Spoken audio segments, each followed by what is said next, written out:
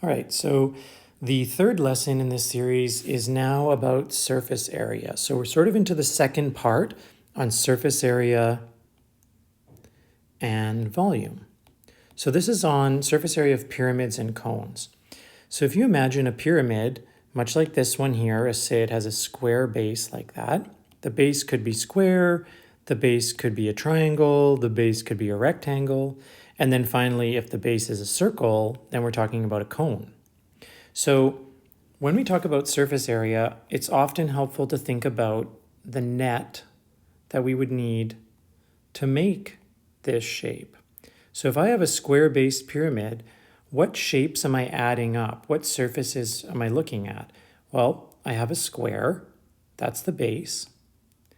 And then if these lengths are all the same, it's a square, then that means that the four triangles, 1, 2, 3, 4, are all identical. Plus 4 triangles. All right? So if we look at this diagram over here, we have the base length. Interior, we have the height. The height goes from the center of the base to the apex. This is cut off a bit. That says apex. That's just the tip of the pyramid. And so height is interior. It's inside. Whoops. Why is that? There we go. And the slant height is right here. So that's a really useful expression for us in English.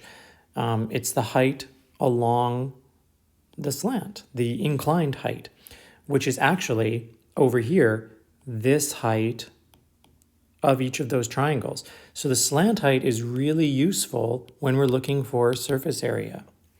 The height inside, not so useful. Okay, let's look at some problems. So starting off, determine the area of a pyramid with a square base, 4 centimeters each side, and a slant height of 5. What are the surfaces we have to add up? So we just saw that. The surfaces we have to add up are the square base.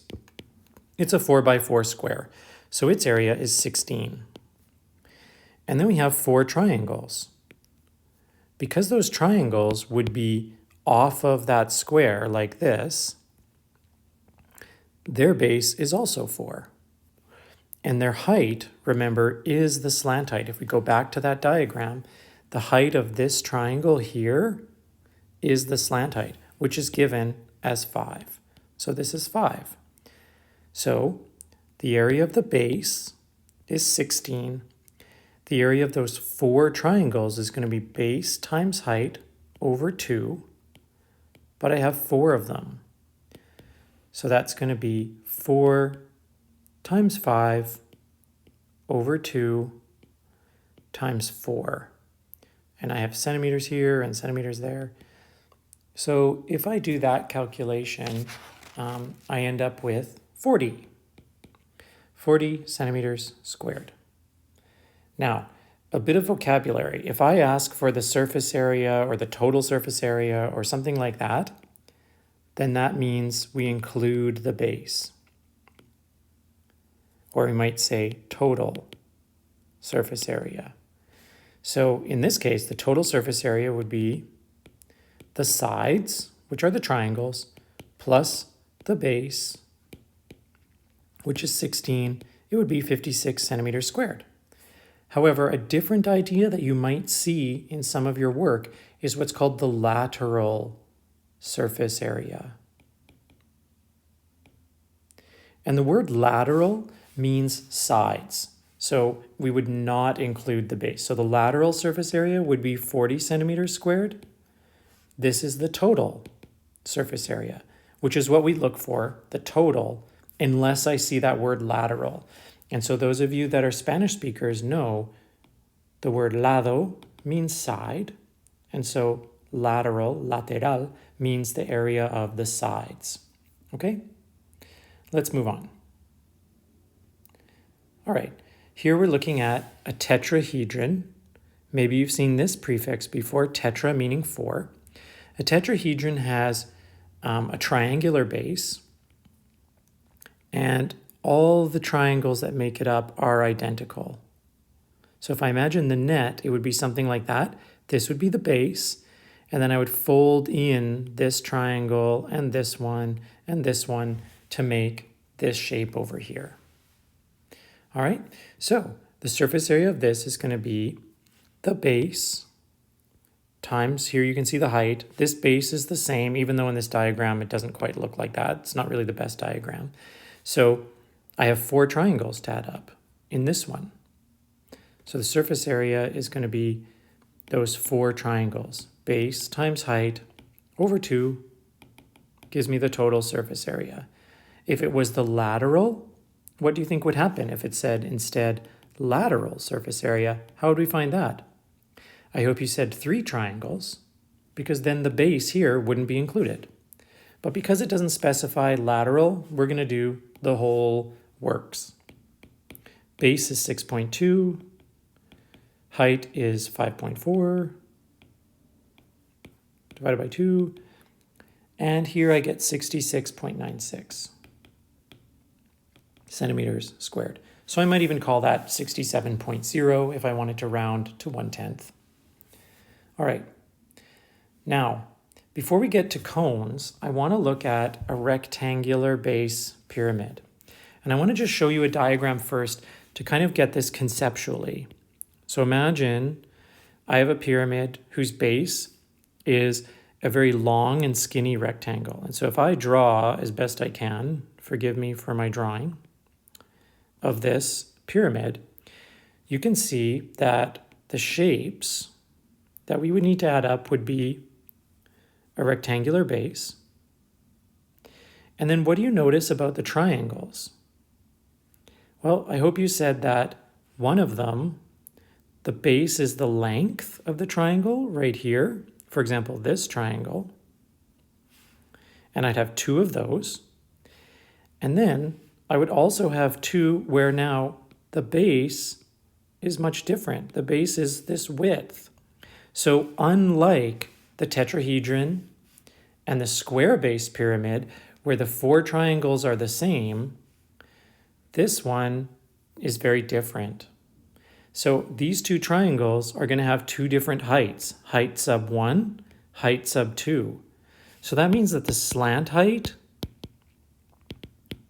on a rectangular base pyramid is not just 1. I'm going to have 1 slant height for the front and back.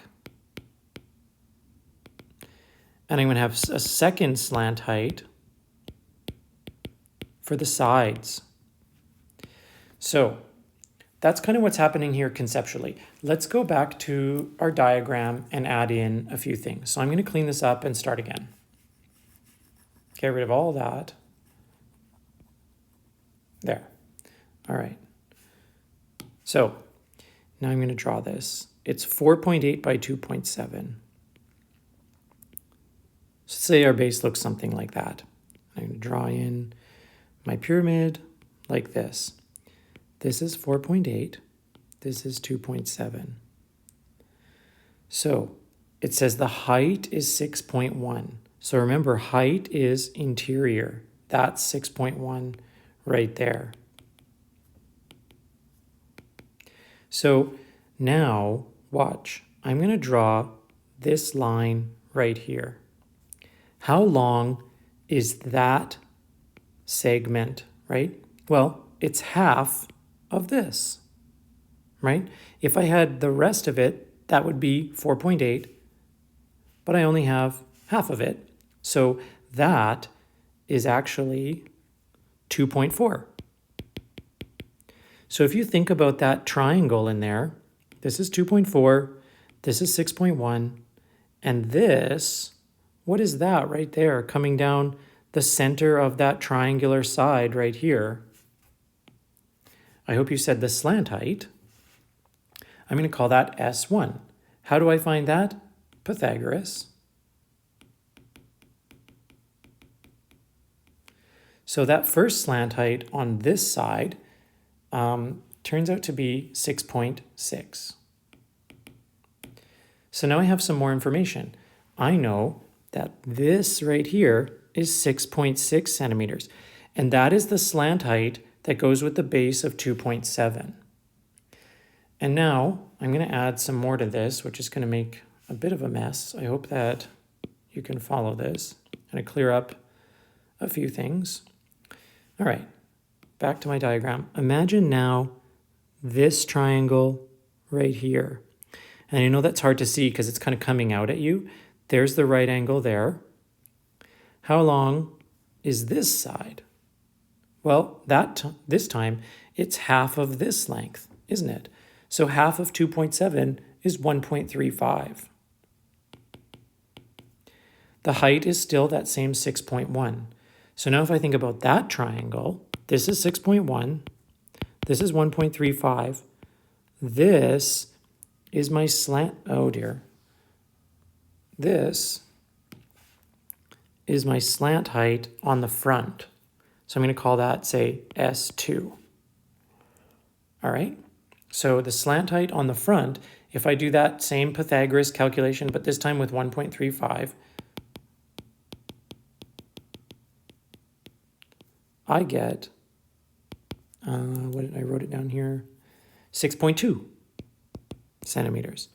And now I have all the information I need. So the surface area is the rectangle, which is 2.7 times 4.8, and that is 12.96. Then I have two triangles that are a base of 4.8, and this slant height here in the front was 6.2. So twice 6.2 times 4.8 over 2, the 2's cancel, and those guys are 29.76 centimeters squared. And then I have the other triangle, 2.7. This slant height was the first one I calculated here, 6.6. So their area, there's two of them, the two sides. 2.7 times 6.6 over 2, the 2's cancel, and that I get 17.82 centimeters squared. So the total surface area of this guy, if I add everything up, is 60.54 centimeters squared. So that is my surface area for a rectangular base pyramid. So this is obviously way more work than the other ones. I'd try one or two just to see if you can do it. It's not crazy difficult to do Pythagoras twice and to sort of keep everything straight, but there's a good problem for you to try. All right, and now we're looking at cones. So a cone has that interior height, which I spoke about earlier, the slant height here along the side, and then this other dimension for the circle, the only dimension for the circle that we care about is the radius, right? So remember that the diameter would go all the way across. That whole distance across there would be the diameter. And then the radius is half of that, okay? So that's just something to keep straight in your head. Okay, and our surface area is this formula. Pi r s, what is s? S is the slant height, r is the radius, and over here, pi r squared. We've seen that before. What is that? That is the area of a circle. So in a cone, that is the base. That is this circle here. So what is pi rs? That's the other part, the top, the sides. So this is the lateral area. And this is the base area. So if I unfold a cone, I end up with something that looks kind of like this. Okay, and so this is pi rs, and this is pi r squared. You know circles, pi r squared, that's from years ago. But this new part, the lateral pi rs. So let's look at some problems. The radius of a cone is 5 feet and the height is 10. Determine the surface area of the cone. Okay, so here we're just applying the formula. So I like to draw a little picture, help me out. The radius is 5 feet. The height is 10. Remember, the height goes here. So this is 10. If I want to find the surface area of a cone, my formula is pi rs plus pi r squared. I don't have s, so I need to do Pythagoras to find it. So the slant height is going to be 10 squared plus 5 squared take the root of that. It turns out to be 11.2. So now I have everything I need. Pi button, not 3.14, right? We're going to use the button that says pi, times 5 feet times 11.2 feet, plus pi times 5 feet squared. And that gives me 254.5. All right, so I hope you found that there. Try that on your calculator, right? The trick here is to put everything in the calculator correctly. It's not really that difficult. And now we have another problem, a TP, which is a cone of sorts, at Camp Chief Hector, requires 30.6 meters squared of canvas to wrap around the poles. Determine the height of the TP if the diameter is 3.9. Okay, diameter is 3.9. That's a bit of a trick. Remember, diameter is twice the radius. So if this is 3.9, divide that by 2 to get the radius, which is 1.95 meters. And that's going to be more useful. If we're talking about the canvas wrapping around the TP, am I going to put the canvas on the ground, right? The base? No, I am not. It's going to get dirty. I'm going to step on it. So the ground in the TP is just the ground. So here, this is talking about the lateral surface area. All right? So the lateral surface area in my formula, remember my formula was this, pi rs plus pi r squared. That's the base. So if I'm looking at lateral surface area, I'm just looking at this. So, and I know this side of the equation is 30.6 meters squared. This is pi, r is 1.95, and s I don't know.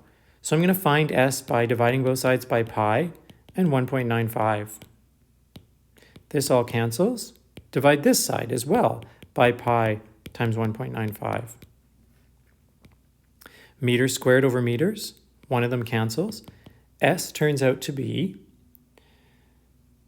5. All right, but we are asked to determine the height. So in my diagram, I'm going to have to do a Pythagoras here. So if I imagine this is 5, this is 1.95, what is the height? So maybe pause here and see if you can get that. Okay, so what I need to do is this calculation. 5 squared, that's the hypotenuse, minus 1.95 squared, and then take the root. So 5 squared minus 1.95 squared